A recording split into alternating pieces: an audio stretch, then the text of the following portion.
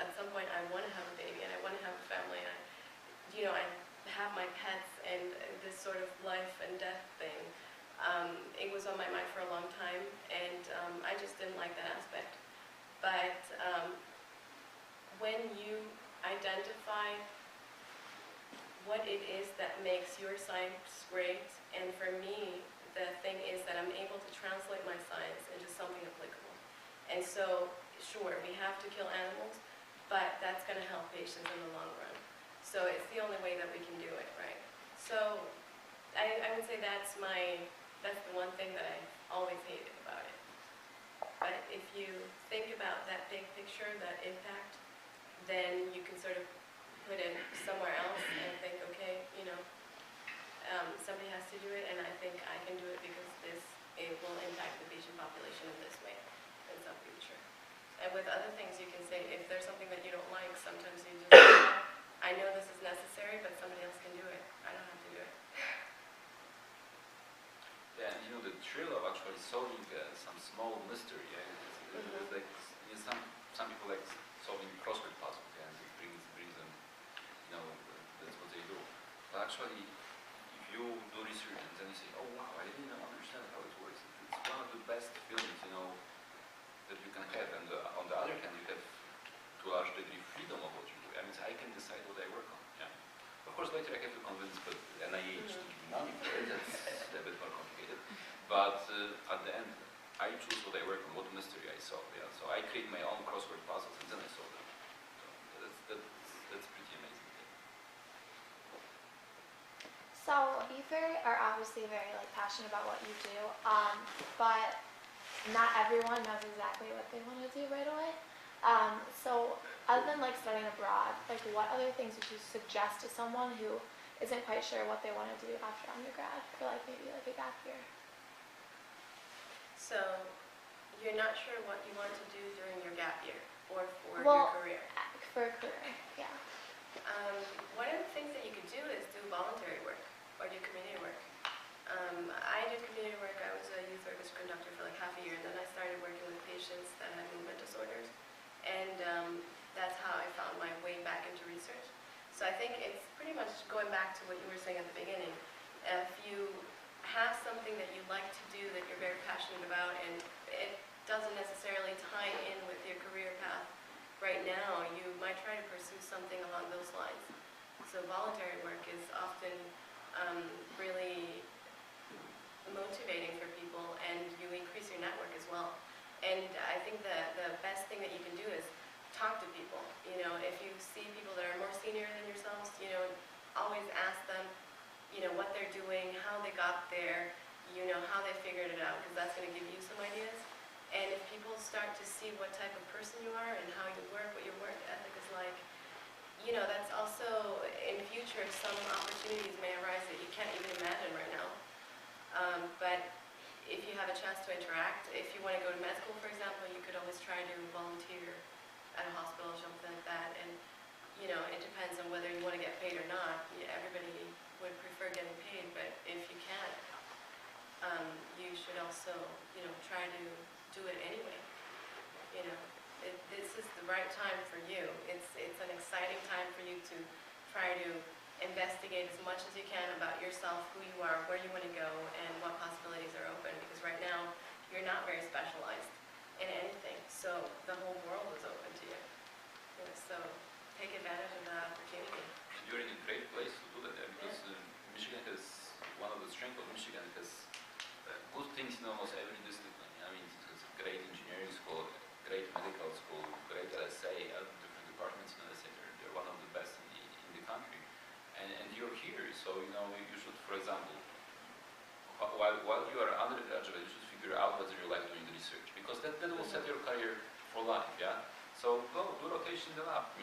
Look at different PIs and say, hey, I would like to try working in your lab for some time.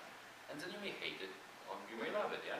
Probably if you change lab a few times and you hate all of them, maybe research is not exactly the path you should take. Yeah. It could be that you hate a lab that's just or you just were unlucky with the lab. Yeah. Or you have so many different classes. Go to different classes, and one lecture, two lectures. Maybe you can, when you choose a major. Yeah? I mean, there's there's so many possibilities here, and that's the great time to explore different things, or exactly volunteer if you want to work in a hospital. I think an interesting strategy would be to, I'm sure most of your parents do something really exciting and they have a lot of friends. And one thing you could always do that people are always happy to do is you can ask them to put you in touch with their friends or their colleagues who are working in different areas. And you can just go shadow people. You know, you could say, you know, is it okay, you know, ask your mom or ask your dad and say, you know, do you think you could ask such and such who works in a law firm or something, and do you think you know, you'd be able to, you know, get that person to have me in for half a day so that I can sort of see what they do during the day and, you know, prepare your list of questions before going there, or set up a phone interview with people. That's something that you can also do. You know, and then of course if you're going to ask someone to spend an hour or an hour and a half with you, make sure that you have your list of questions. And make sure that you really make it worth their while as well. So, but that's a pretty easy strategy, you know, ask around and figure out what you want to do. If you want to become a physical therapist, try to find a physical therapist in your current network and try to shadow them and see what they do on a daily basis. Ask them what they like and what they don't like, and what they do on a daily basis and how they got there, what people are like. Anything that you can think of that would help you decide whether this would be the right career path for you. Remember, you know, the doors open all the time, new doors open. You cannot predict what you will be doing, no matter how hard you try. Of course, you should know what are your general interests, yeah? But I'm sure we can all say that, you know, I did not know where I will end. You tell me 15 years ago that I will be here, and say, probably. Yeah? And, you know, when I was living in Poland, I did not predict I'm leaving Poland, you know, for a prolonged period of time, you know, like now 15 years or more. Yeah, I was thinking I'm going for 1 or 2 years. I will get some training. I'm going to come back and have my scientific career there. Well, it did not turn on. So be open to new possibilities that open up, you know, every turn, you know, and don't get stressed out that, you know, you don't know right now where you're going and what will happen at every turn. You know, when you're 26, you will do this, and be 29, you will do this. Well, if you do planning like this, I'm sure it will not work out. Yeah, according to that plan. But maybe much better things will happen. Yeah, I'm going through a similar process, or starting a similar process right now. I'm trying to choose my specialty within medicine. You know, so just as you guys are starting to choose your career paths and maybe have started along that, and now I'm taking the next step for that. And for me, it always starts by thinking, all right, what do I enjoy doing? You know, what do I feel I'm good at? What do I think I could be good at? And how can I bring that into what I'm going to do in the future? And I think, you know, everything these guys have already said applies to all that. You know, figure out what you're good at, what you enjoy doing, and then start looking at fields, you know, and talking with the people who are actually doing it. You know, seeing them, seeing what they do. You know, really, you can't make a decision without any data, right? So you got to go out there, and this is the time to start accumulating data. So going out, you know, just like we had just mentioned, you know, shadowing a bit, exploring, say you're interested in health. Well, there's a whole lot you can do in health besides be a doctor. You can be a physician's assistant, you can be a physical therapist, you can be a social worker, you can be a hospital administrator and, you know, run the business aspect of a hospital or a private clinic. And all those are directly helping the patients. I have a friend who runs the supply chain for a hospital in Grand Rapids, and so he's the one responsible for making sure all the medicines are arriving on time, all the equipment is working. You know, they're buying new equipment and stuff.